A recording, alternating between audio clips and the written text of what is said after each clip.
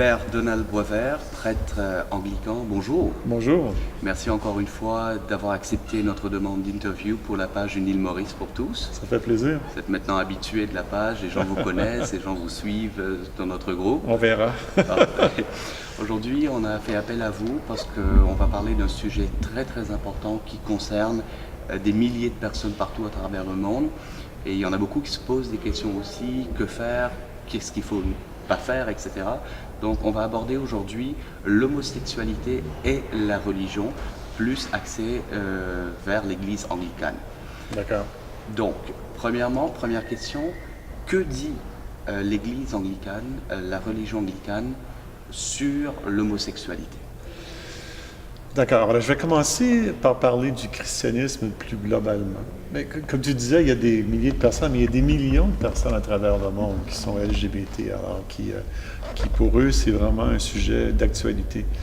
Le christianisme en général, qui comporte plusieurs églises, y compris l'église anglicane, il y a des églises qui sont plus conservatrices, qui n'acceptent pas l'homosexualité, que c'est vraiment contre nature. L'église catholique, par exemple, elle est très stricte là-dessus. L'église anglicane, qui est une église chrétienne importante, la troisième plus grande église chrétienne au monde, l'église anglicane, ça dépend du pays. Ici au Canada, l'église anglicane n'a pas du tout de difficulté avec les personnes LGBT. Alors, ici, surtout à Montréal, le diocèse de Montréal, nous acceptons les personnes LGBT pour être ordonnées prêtres. Moi-même, je le suis. Et nous acceptons aussi les femmes. Nous avons des femmes prêtres. Et aussi, nous sommes en train de décider, et ça va probablement passer d'ici peu, d'ici un an, le mariage entre conjoints de même sexe. Alors ici à Montréal, nous célébrons des mariages entre conjoints de même sexe. Alors l'Église anglicane est très, très, très ouverte, très inclusive en ce qui concerne les personnes LGBT. D'autres églises chrétiennes sont beaucoup plus sévères ou sont beaucoup plus conservatrices. D'accord. On aura l'occasion de parler un petit peu les motivations de l'église anglicane un peu plus loin. Mais en tant que tel, est-ce qu'on doit suivre ce que dit la religion à la lettre? Dans quel sens? C'est-à-dire, comme je ne parle pas forcément là de l'église anglicane, mais d'autres qui disent, comme vous avez mentionné, que c'est contre nature. Dans la Bible, il est écrit que Dieu a créé l'homme et la femme, etc. Ouais. Donc, est-ce qu'il faut appliquer ça à la lettre? Il faut toujours faire un peu attention aux Saintes Écritures, de la façon de les interpréter. Souvent, ce que les gens font, ils vont prendre des extraits des Écritures, des Évangiles, etc., ou de l'Ancien Testament, et un peu les isoler du contexte. Alors, lorsque la Bible dit, par exemple, que deux personnes du même sexe ne devraient pas coucher ensemble, essentiellement, que c'est une abomination, il faut remettre cet enseignement-là dans le contexte historique de son temps, l'Empire romain et tout ce que ça comportait. Et ça ne s'applique pas d'une façon strictement littérale ici dans notre monde. Parce que dans ce temps-là, les homosexuels, comme catégorie de personnes, n'existaient pas. Les gens ne pensaient pas en termes d'homosexualité. Tu étais soit attiré par un homme ou tu étais soit attiré par une femme. Alors, il faut faire très, très, très attention avec les extraits que nous avons dans les Évangiles et dans les Saintes Écritures. Il y a certaines personnes, surtout du côté évangélique, plus évangélique, qui les prennent au mot, littéralement. Et donc, pour eux, c'est tout à fait immoral, c'est tout à fait indécent, c'est une abomination.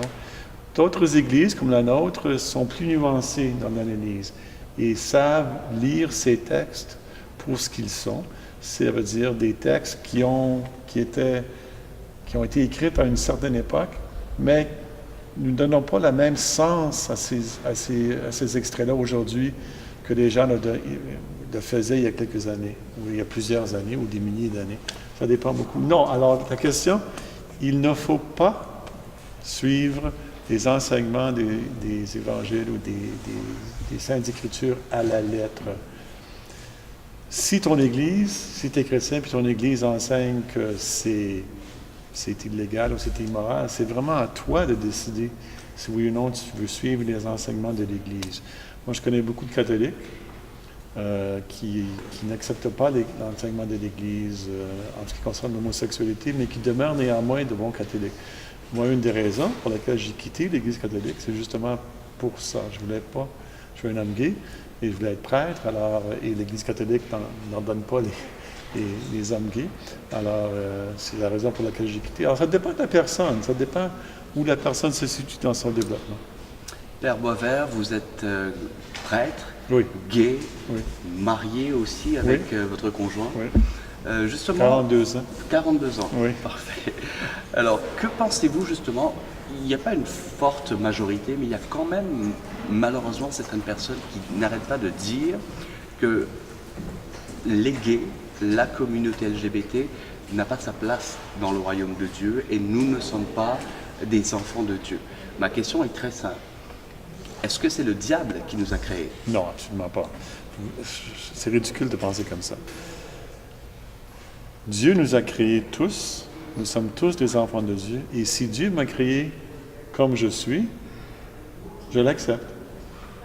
Il y a une raison pour laquelle Dieu m'a créé comme je suis. Et donc, l'idée que... Non, je trouve que c'est malsain de penser que nous sommes créés par le démon. Nous sommes tous créés par Dieu. Et Dieu nous a créés de différentes façons. Il nous a créés avec notre sexualité, avec nos désirs, nos envies, etc. Donc, pour moi, être gay, dans mon cas, moi, c'est une grâce. Ce n'est pas une malédiction, c'est une grâce. Dieu m'a créé comme ça pour une raison et je l'accepte. Et je le remercie. Super. Alors, on parlait un peu plus tôt, vous et moi, mon père, que plusieurs pays, à l'instar de l'Inde, l'Indonésie ou même les États-Unis, certains appellent à une thérapie pour guérir l'homosexualité. Votre opinion? Ben, premièrement, les guérisons ne marchent pas. Les associations de psychologues et de psychiatres et les associations médicales ont prouvé que ce genre de thérapie-là ne fonctionne pas. On ne peut pas vraiment changer quelqu'un ou une partie de quelqu'un où vraiment ce qu'il est ou ce qu'elle est si foncièrement important et si essentiel. Donc, ça ne fonctionne pas, ça n'a jamais fonctionné. Et même que, dans plusieurs cas, si je me rappelle bien, il y a des personnes qui ont suivi les thérapies puis qui sont revenus, sont redevenus, si c'est possible, gays, lesbiennes, bisexuels, parce que ça ne fonctionne tout simplement pas. Et ça, c'est pas mon opinion à moi, c'est une opinion médicale que ça ne marche pas. Donc, on parlait de l'Église catholique, mais il y a aussi l'islam qui condamne sévèrement l'homosexualité. Et ces personnes-là disent qu'ils doivent se plier à ces règles de la religion. Ce genre de raisonnement n'a-t-il pas pour but d'éloigner les personnes gays, LGBT, de la religion au lieu de les rassembler? Tout à fait. L'islam est un cas un peu spécial. L'islam, il y a dans la tradition islamique ou musulmane un éventail d'approches des musulmans plus conservateurs, des musulmans plus libéraux. Moi, je connais plusieurs personnes musulmanes qui sont gays et qui l'acceptent sans problème.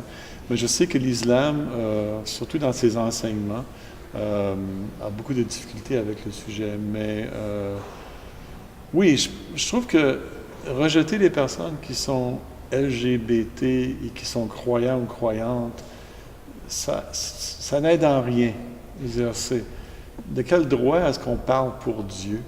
De quel droit est-ce qu'on refuse d'accepter ces personnes-là? Ils sont tous des enfants de Dieu, alors... mais je sais que certaines religions, l'islam entre autres, ont des difficultés avec le concept de l'homosexualité. Donc, revenons à l'Église anglicane maintenant. Pourquoi l'Église anglicane a décidé d'ouvrir ses portes à la communauté LGBT et de dire que tout le monde a sa place dans votre Église? Moi, je pense que ça a été un long cheminement. Je veux dire, pas toutes les églises anglicanes sont pareilles. Je veux dire, il y a des églises anglicanes dans le tiers-monde, par exemple, en Afrique, en Amérique latine, qui sont beaucoup moins ouvertes à l'homosexualité. Mais les églises anglicanes, disons, en Amérique du Nord, en Europe, etc., sont beaucoup plus ouvertes. Et je pense que c'est un cheminement théologique, c'est un cheminement spirituel tout à fait normal. Nous voulons être une Église inclusive, ouverte à tous et à toutes. Et tout comme nous ordonnons des femmes prêtres, nous ordonnons des personnes LGBT parce qu'ils ont autant le droit, comme enfants de Dieu, d'accéder à ces fonctions-là. Alors, ça a été un long cheminement, mais je pense que c'est surtout une question d'inclusivité. On voulait accepter la diversité dans le monde et s'engager en fonction de ça. D'accord. Un bel exemple pour le monde, on doit dire. Donc, on ne peut aussi faire l'impasse sur la situation à l'île Maurice. Comme vous le savez, depuis le 2 juin dernier, les commentaires et les actes haineux, homophobes ne cessent de pleuvoir.